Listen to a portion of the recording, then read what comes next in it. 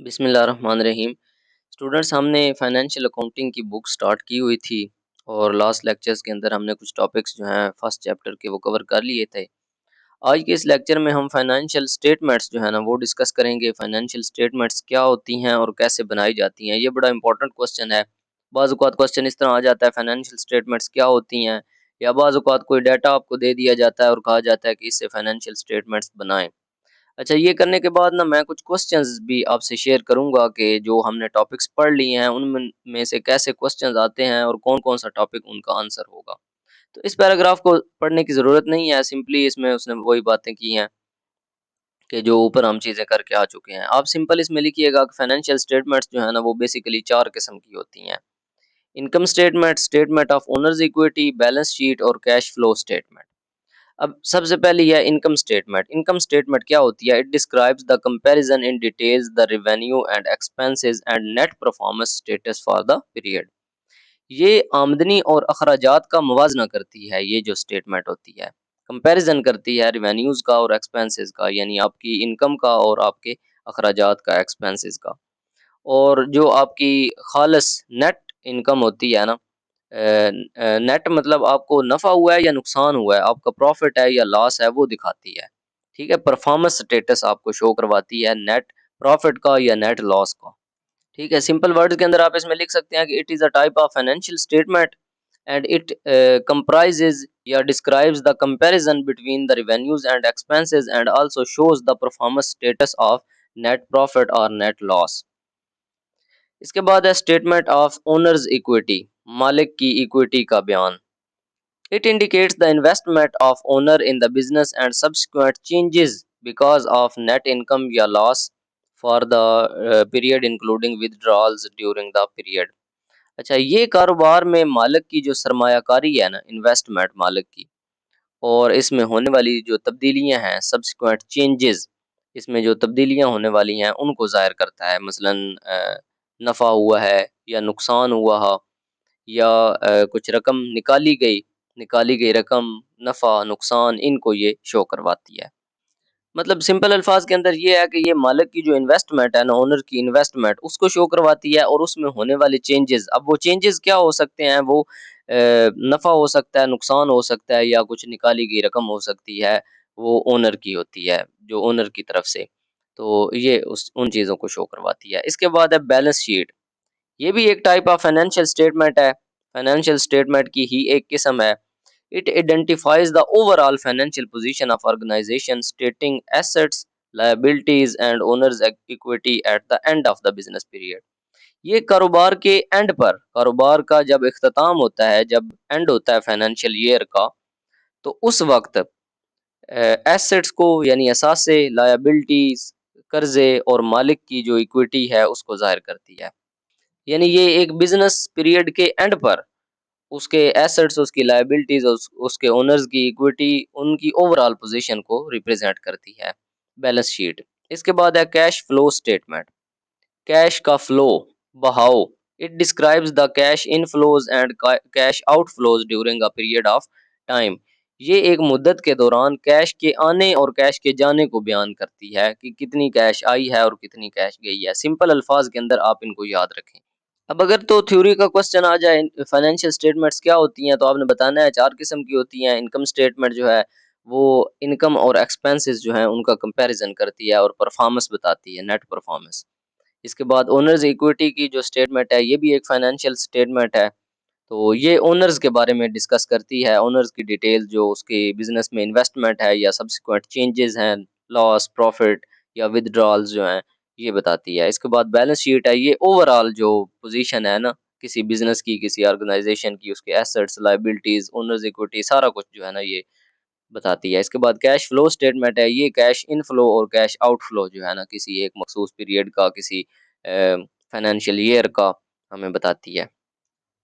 अच्छा जी, इसके बाद है analysing and recording the transactions.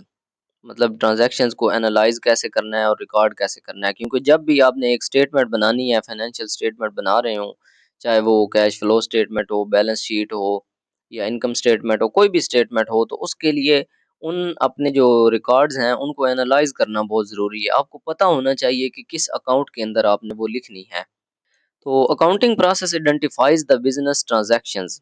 जो अकाउंटिंग का अमल है ना, ये बिजनेस की जो कारोबारी लेन देन की ट्रांजैक्शंस होती हैं उनको शनाख्त करता है, आइडेंटिफाई करता है and events carries out analysis of each transaction and then records it in the prescribed books of accounts to summarise overall effects of all transactions. अच्छा, तज्जिया करता है उसका, एनालिसिस करता है, आइडेंटिफाई करता है अकाउंटिंग का जो अमल है, और फिर उसको रिकॉर्ड करता है। और ये तमाम लेन-देन को मुख्तसर अंदाज में मुख्तसर भी करता है, समराइज़ करता है, मजमूई असरात के साथ पेश करता है। ठीक है, इसमें आप इतना याद रखें कि अकाउंटिंग का जो प्रोसेस है ना, वो तमाम बिज़नेस ट्रांज़ैक्शंस को आइडेंटिफ़ाई करता है, उनको एनालाइज़ करता है और फिर रिकॉर्ड करता है। अच्छा, each transaction is written in chronological order in the general journal. एक जर्नल के अंदर, आम जर्नल होता है, उसके अंदर हर ट्रांजैक्शन को तरतीबवार, क्रोनोलॉजिकल ऑर्डर मतलब तरतीबवार लिखा हुआ होता है। Then these transactions are posted into ledger account. General journal से लेजर अकाउंट के अंदर पोस्ट की जाती हैं। वो जो तमाम लेन देन होता है उन ट्रांजैक्शंस को ग्रुप करने के लिए लेजर अकाउंट में पोस्ट किया जाता है। अब कैसे किया जाता है ये समझना बहुत ज़रूरी है। तो उसके लिए वो हमें बता रहा है कि अकाउंट्स जो हैं उनकी 5 बड़ी क्लासेस हैं या 5 बड़ी अक़साम हैं, 5 बड़ी कैटेगरीज़ के अंदर, मेजर कैटेगरीज़ के अंदर अकाउंट्स को डिवाइड किया गया है। सबसे पहला है एसेट अकाउंट, यानी असासा जात, assets. The asset accounts represent the existence of economic resources intangible and intangible, tangible and intangible condition which are used for conduct of business. ये कारोबार की मलकियत होती है। Assets are valuable resources owned by the business. Simple word के अंदर आप ये लिख सकते हैं कि assets are the valuable resources, economic resources which are owned by the business. जो कारोबार की मलकियत होती हैं चीज़ें, वो असासा जात कहलाती हैं। जैसा कि दीज इंक्लूड कैश, नकदी रकम, अकाउंट रिसीवेबल्स, इन्वेंट्रीज, ठीक है, स्टॉक वगैरह, इन्वेंट्री स्टॉक को कहते हैं, बिल्डिंग, प्लांट, बिल्डिंग, इमारत, मशीनरी। प्लांट भी मशीनरी ही होती है, जो मिल या जो फैक्ट्री होती है उसकी मशीनें, दूसरी मशीनें, फर्नीचर, व्हीकल्स, गाड़ियाँ एंड गुडविल। तो ये सारी चीज़ें जो है ना, ये एसेट्स होते हैं, ये असासाजात होते हैं, तो इनको आपने एसेट अकाउंट में लिखना होता है, ये जो चीज़ें होती हैं। इसके बाद सेकंड है लायबिलिटीज़ अकाउंट। लायबिलिटीज़ वाजिबात होते हैं, कर्ज़े। The liabilities account represent obligations of enterprise and claims of creditors against assets of organization। अच्छा, वाजिबात जो है ना, ये उन कर्ज़ों को या उन ज़िम्मेदारियों को, उन क्लेम्स को कहते हैं जो उस ऑर्गेनाइजेशन ने, जो उस बिज़नेस ने अदा करने हैं, जो उस कारोबार के ज़िम्मे होते हैं, against the assets of organisation, जो उस ऑर्गेनाइजेशन के ज़िम्मे होती हैं, ऑब्लिगेशंस या क्लेम्स होते हैं, जो कर्ज़े या वाजिबात उस बिज़नेस के ज़िम्मे होते हैं, उनको हम वाजिबात कहते हैं, लायबिलिटीज़ बोलते हैं। जैसे कि दीज़ इंक्लूड अकाउंट पेएबल, आपने कोई कर्ज़ा पे करना है, ठीक है? और नोट्स पेएबल या सैलरीज़ हैं, स्टाफ की सैलरीज़ पेएबल होती हैं, वो भी देनी होती हैं, ये भी उसके ज़िम्मे कर्ज़ा होता है, इनको भी लायबिलिटी अकाउंट में लिखते हैं। अनअर्न्ड रेवेन्यूज़, ठीक है? और बॉन्ड पेएबल्स वगैरह वगैरह, ये चीज़ें आपने इसमें याद रख लेनी है। इसके बाद है इक्विटी अकाउंट। इक्विटी अकाउंट्स का मतलब है मालिकाना हकूक। The equity accounts denote claims of owners for investment made by them and accumulated profits retained by the organisations. ये मालिकाना हकूक वो रकम है जो मालिकान ने कारोबार में लगाई है, इन्वेस्टमेंट की है, ठीक है, सरमायाकारी की है, जो ओनर्स ने, मालिकान ने इन्वेस्टमेंट की है, वो रकम है, या फिर मुनाफा से बड़ी है, accumulated profits retained by the organisation, या उस ऑर्गेनाइजेशन से, उस बिजनेस ने प्रॉफिट कमाया है, उससे जो ज्यादा हुई है, ये इक्विटी है, इक्विटी अकाउंट में लिखा जाएगा। अच्छा, equity accounts are reduced by withdrawals. रकम निकालने से, विथड्रॉ करने से इक्विटी अकाउंट के पैसे जो हैं वो कम हो जाते हैं, by the owners from the company, while these are enhanced by the additional capital invested in the enterprise. ठीक है, ये सिंपल वर्ड्स के अंदर मतलब उन्होंने अगर कोई रकम मालिक ने विथड्रॉ की है तो इक्विटी अकाउंट कम हो जाएगा, अगर कोई रकम उसमें और इन्वेस्ट कर दी है तो इक्विटी अकाउंट जो है ना वो बढ़ जाएगा, उसमें रकम बढ़ जाएगी, सिंपल अल्फाज के अंदर ये मालिक की इन्वेस्टमेंट होती है या जो अदारे ने इन प्रॉफिट कमाया होता है वो होता है इक्विटी अकाउंट। इसके बाद है रिवेन्यू अकाउंट्स। रिवेन्यू अकाउंट्स आमदनी। The revenue accounts represents the inflow of resources generated by the organizations through sale, merchandise, professional fee earned, rental income, interest income, commission income। अच्छा, ये कारोबार को जो रकम फरोख्त करने से, मर्चेंडाइज सेल से, ठीक है, सेल कोई चीज़ की है तो उससे रकम मिली है, या फ़ी की मद में प्रोफेशनल फ़ी अर्न, फ़ी वसूल की है, रेंटल इनकम है, किराया लिया है, इंटरेस्ट ली है, सूद ली है किसी चीज़ पर, कमीशन इनकम है, कमीशन ली है, ठीक है, तो उस रकम को रिवेन्यू इनकम बोला जाता है। The revenue account increase owners equity. और ये भी जो इक्विटी है, मालिक की जो आमदनी है उसको इंक्रीज करती है रिवेन्यू इनकम। ठीक है, समझ आ रही। इसके बाद है पांचवा एक्सपेंस अकाउंट, अखराजात। The expense accounts are the outflow of resources of organisations in order to generate revenues. अच्छा, रिवेन्यू जनरेट करने के लिए, आमदनी पैदा करने के लिए जो पैसे खर्च होते हैं, जो आउटफ्लो होता है कैश का, जो कैश जाती है, खर्च होती है, ये वो अखराजात होते हैं, इनको हम एक्सपेंसेस बोलते हैं। The expense accounts comprise the cost of merchandise sold.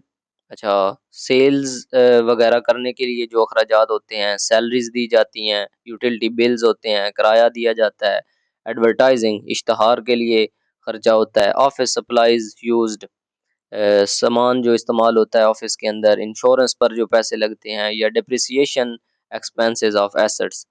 ठीक है, इंश्योरेंस में बीमा वगैरह आ जाता है, इंश्योरेंस आ जाती है, लाइफ इंश्योरेंस, प्रॉपर्टी, इस तरह की चीज़ें जो हैं, और डेप्रिसिएशन जो मशीनों की कीमत में कमी आती है। तो ये सारी चीज़ें एक्सपेंस में आ जाती हैं। मतलब आपका रेवेन्यू जनरेट करने के अंदर जितने भी अखराजात हुए हैं, वो सारे एक्सपेंस अकाउंट में आएँगे। उसमें हर किस्म के हैं। आपने कोई चीज़ खरीदी है, रॉ मटेरियल खरीदा है, सैलरीज़ दी हैं, यूटिलिटी बिल पे किए हैं, रेंट दिया है, एडवर्टाइज़िंग की है, जो मर्ज़ी किया है, ये सारा एक्सपेंसेस अकाउंट में आ जाता है। अब मैं थोड़ा रिव्यू करवा देता हूँ। 5 किस्म के अकाउंट्स होते हैं जिन को हमें ट्रांज़ैक्शंस को एनालाइज़ करना होता है कि किस अकाउंट में इस ये हमने लिखनी है। 5 किस्म के मेजर अकाउंट हैं। अच्छा, ये ऊपर उसने बताया कि जर्नल के अंदर लिखी होती हैं ट्रांज़ैक्शंस, उनको पहले आपने लेजर अकाउंट में ले जाना होता है, फिर आपने उनकी फाइनेंशियल स्टेटमेंट्स बनानी होती हैं। सबसे पहले एसेट अकाउंट है। एसेट वो असासे होते हैं जो कंपनी के पास होते हैं, किसी बिज़नेस के पास होते हैं, उसमें कैश हो सकती है, उसमें उसका स्टॉक हो सकता है, बिल्डिंग, प्लांट, मशीनरी, फर्नीचर वगैरह, उसकी गाड़ियाँ, ये सारा उसका उसके एसेट्स हैं। इसके बाद लायबिलिटीज़ हैं, जो उसके ज़िम्मे अदा करने वाली चीज़ें होती हैं, जो उसने पे करनी होती हैं। उसमें सैलरीज़ हैं, उसमें अनअर्न्ड रेवेन्यू जो उसने नहीं कमाया, वो चीज़ें हैं। इसके बाद कर्ज़े हैं, डेबिट्स हैं। अकाउंट पेएबल का मतलब ये है कि कोई चीज़ उसने ली है उधार पर, क्रेडिट पर ली है, तो वो सारी चीज़ें इसमें आ जाती हैं। इसके बाद है इक्विटी अकाउंट। इक्विटी मालिक की इन्वेस्टमेंट होती है, या जो अदारे ने प्रॉफ़िट कमाया होता है, वो होता है। और ये मालिक विथड्रॉ अगर करता है रकम, तो कम हो जाती है, और अगर वो उसमें और इन्वेस्ट करता है तो ज़्यादा हो जाती है। इसके बाद रेवेन्यू अकाउंट है। रेवेन्यू अकाउंट में वो सारी आपकी इनकम है जो आपने सेल्स की हैं, फ़ी वसूल की है, रेंट वसूल किया है, इंटरेस्ट ली है, कमीशन ली है, वो सारी, और ये भी इक्विटी को इंक्रीज़ करती है। इसके बाद एक्सपेंस अकाउंट है, इसमें सारे अखराजात हैं किसी भी बिज़नेस के, चाहे उसने कोई चीज़ खरीदी है, बिल पे किए हैं, सैलरीज़ दी हैं, रेंट दिया है, एडवर्टाइज़िंग के लिए, ऑफ़िस सप्लाइज़ के लिए, इंश्योरेंस, डेप्रिसिएशन, जो कुछ मर्ज़ी किया है, ये सारा एक्सपेंस अकाउंट में आता है। अच्छा जी, अब हम इसके कुछ क्वेश्चंस जो है ना वो डिस्कस कर लेते हैं कि कैसे क्वेश्चंस यहाँ से आते हैं चैप्टर नंबर 1 से, अकाउंटिंग इन बिज़नेस। तो यहाँ से एक क्वेश्चन आ सकता है, explain the importance of accounting in business and users of accounting information. अच्छा, इम्पोर्टेंस पूछ ले या यूजर्स पूछ ले, एक ही बात है। How does the accounting contributes to decision making for both internal and external users. तो ये इम्पोर्टेंस ऑफ जो अकाउंटिंग है मैंने आपको पढ़ा दी थी, सिंपल वही आपने लिखना है। पहले थोड़ा इंट्रोडक्शन लिख दें अकाउंटिंग का, फिर इम्पोर्टेंस ऑफ अकाउंटिंग में मैंने आपको यूज़र्स भी पढ़ा दिए थे, एक्सटर्नल यूज़र्स और इंटरनल यूज़र्स, ये सारी चीज़ें डिटेल से हमने डिस्कस कर ली थी। तो ये वहीं से आपने करना है, यहाँ से अगर आप पढ़ेंगे तो आप कंफ्यूज हो जाएंगे। ये वैसे मैं आपको क्वेश्चन दिखा रहा हूँ कि क्वेश्चन का कौन सा आंसर आपने लिखना है। अगर इस किस्म का सवाल आ जाए तो वो चीज़ें आपने इंपॉर्टेंस और एक्सटर्नल और इंटरनल यूज़र्स उसमें लिख देना है। इसके बाद दूसरा क्वेश्चन है, Accounting cycle. Describe accounting cycle. Explain the importance of preparing financial statements. What are the key steps involved in the accounting cycle? अच्छा, ये सवाल अगर आ जाए अकाउंटिंग साइकिल वाला, ये अभी तक हमने नहीं किया। अकाउंटिंग साइकिल क्या होता है, इसको पढ़ लेते हैं। Accounting cycle is a systematic process used to identify, analyse and record transactions. ये एक ऐसा प्रोसेस है जिसमें हम ट्रांजैक्शंस को आइडेंटिफाई करते हैं, एनालाइज करते हैं और उनको रिकॉर्ड करते हैं। अच्छा, इसकी अहमियत क्या है? Accounting cycle organize the financial activities into structured steps ensuring no transaction is overlooked. ठीक है, ये एक स्ट्रक्चर वे के अंदर हमें फाइनेंशियल ट्रांजैक्शंस जो है वो लिखने में मदद देता है और कोई भी ओवरलुक्ड ना हो। It adds in maintaining consistency and reliability across financial records which is crucial for both internal and external users। अच्छा, ये हमें साफ और शफाफ रिकॉर्ड जो है ना लिखने में मदद देता है, हेल्प करता है। और इसके जो की स्टेप्स हैं, सबसे पहला है एनालाइजिंग ट्रांजैक्शंस। एनालाइजिंग ट्रांजैक्शंस के बाद रिकॉर्डिंग इन जर्नल्स। जर्नल के अंदर एंट्रीज रिकॉर्ड होती हैं, फिर उनको पोस्ट करना होता है लेजर के अंदर, हम लेजर में उसको ट्रांसफर करते हैं। फिर हम ट्रायल बैलेंस प्रिपेयर करते हैं, उसके बाद एडजस्टिंग एंट्रीज प्रिपेयर करते हैं, फिर हम फाइनेंशियल स्टेटमेंट्स बनाते हैं, उसके बाद क्लोजिंग एंट्रीज होते हैं और फिर पोस्ट क्लोजिंग ट्रायल बैलेंस होता है। ये इसके की स्टेप्स हैं। ये मेरे ख्याल में हम नेक्स्ट चैप्टर में पढ़ेंगे। फाइनेंशियल स्टेटमेंट्स तक जो है ना वो इस चैप्टर में हम पढ़ेंगे। अच्छा, एनालाइजिंग ट्रांजैक्शंस के अंदर ये की स्टेप्स आपने याद रखने हैं और इसमें एक एक लाइन, दो दो लाइनें आप खुद से लिख सकते हैं। एनालाइजिंग ट्रांजैक्शन के अंदर हमने फाइनेंशियल इवेंट को या उसको आइडेंटिफाई करना होता है, ये कौन सा अकाउंट है, डिटरमिन देयर इम्पैक्ट, कि किस अकाउंट में ये एंट्री जानी चाहिए। उसके बाद जर्नल के अंदर रिकॉर्ड होता है। जर्नल कैसे बनाए जाते हैं ये भी हम सीखेंगे इसी चैप्टर के अंदर। बहुत आसान क्वेश्चन है, इस पे भी क्वेश्चन आ सकता है कि जर्नल बनाएं, कोई एंट्रीज आपको दी हुई हो, कोई डाटा दिया होगा, इसका जर्नल बनाएं। तो जर्नल कैसे बनता है, उसके बाद उस जर्नल से एंट्रीज ट्रांसफर कैसे होती हैं लेजर के अंदर। ठीक है, पोस्टिंग टू लेजर, हम ट्रांसफर करते हैं जर्नल एंट्रीज को लेजर अकाउंट्स के अंदर। फिर हम ensure total debits and total equal total credits for error checking. अच्छा, फिर हम ट्रायल बैलेंस बनाते हैं। ट्रायल बैलेंस बनाने के बाद हम एडजस्टिंग एंट्रीज रिकॉर्ड करते हैं, record accruals and deferrals at period end. इसके बाद हम फाइनेंशियल स्टेटमेंट बनाते हैं। फाइनेंशियल स्टेटमेंट में अभी हमने पढ़ा है इनकम स्टेटमेंट होती है, बैलेंस शीट होती है, कैश फ्लो स्टेटमेंट होती है और ओनर्स इक्विटी स्टेटमेंट होती है। इसके बाद क्लोजिंग एंट्रीज वगैरह हैं, ये बाद में हम करेंगे। अच्छा जी, इसके बाद नेक्स्ट क्वेश्चन है यहाँ पे, what is accounting equation. Accounting equation क्या होती है, how do business transactions affect it, provide examples to illustrate your explanation. अब अकाउंटिंग इक्वेशन हम बड़े डिटेल से पढ़ चुके हैं। एसेट्स इज इक्वल टू होते हैं लायबिलिटीज प्लस इक्विटी। अच्छा, every business transaction affect at least two components of the equation but keeps it in balance.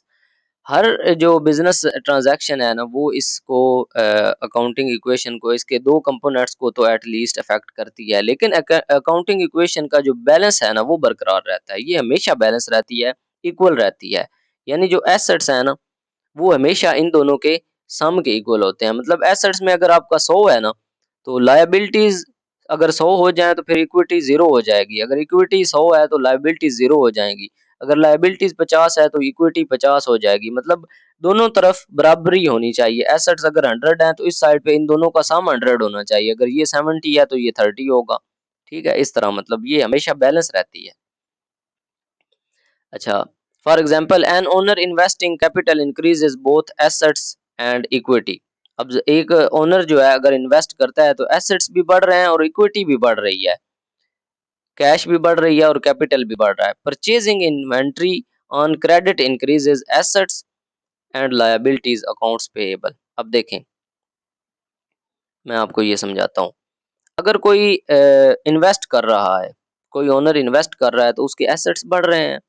ज़ाहिर बात है जो चीज़ वो खरीद रहा है वो उसके एसेट में आ रही है और लायबिलिटीज भी बढ़ रही हैं। ओह सॉरी, लायबिलिटीज नहीं, इक्विटी बढ़ रही है, उस ओनर की इक्विटी बढ़ रही है। तो जितनी ये इंक्रीज होगी उतनी ये भी हो रही है, इसने वहीं पर रहना है। अब अगर वो कोई चीज़ उधार पर ला रहा है, उधार पर कोई चीज़ लेकर आया है तो उसकी फैक्ट्री में आई है तो उसका एसेट तो बढ़ा है ना, एसेट में तो चीज़ बढ़ गई है। लेकिन इस साइड पे उसकी लायबिलिटीज बढ़ गई हैं, इक्विटी नहीं बढ़ी लेकिन लायबिलिटीज, उसके कर्जे जो वाजबात है अकाउंट पेएबल बढ़ गया है। तो इस तरह करके ये बैलेंस रहती है इक्वेशन। मतलब एक चीज कम हो जाती है दूसरी बढ़ना लग जाती है। एक साइड पे 2 चीज़ें हैं ना, दूसरी साइड पे 1 चीज़ है। तो अगर वो इन्वेस्ट करेगा तो इक्विटी बढ़ जाएगी, अगर वो उधार पर, क्रेडिट पर कोई चीज़ ले आ जाएगा तो लायबिलिटीज़ बढ़ जाएँगी, जो कि इस चीज़ को बैलेंस रखेंगी। By maintaining this balance the equation ensures accuracy in financial records.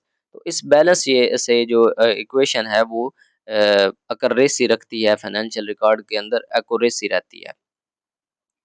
अच्छा, चौथा क्वेश्चन है, describe the role of generally accepted accounting principles GAAP. ये सारे प्रिंसिपल्स मैंने आपको डिटेल से डिस्कस करवा दिए थे। What are the key principles उसमें बिजनेस एंटिटी प्रिंसिपल था, गोइंग कंसर्न प्रिंसिपल था, मैचिंग प्रिंसिपल, कंजर्वेटिज्म, इस तरह के और भी ढेर सारे थे। मैंने आपको वो सारे करवा दिए थे, तो उनसे उनमें से 5-6 कम से कम आपके ज़हन में होने चाहिए।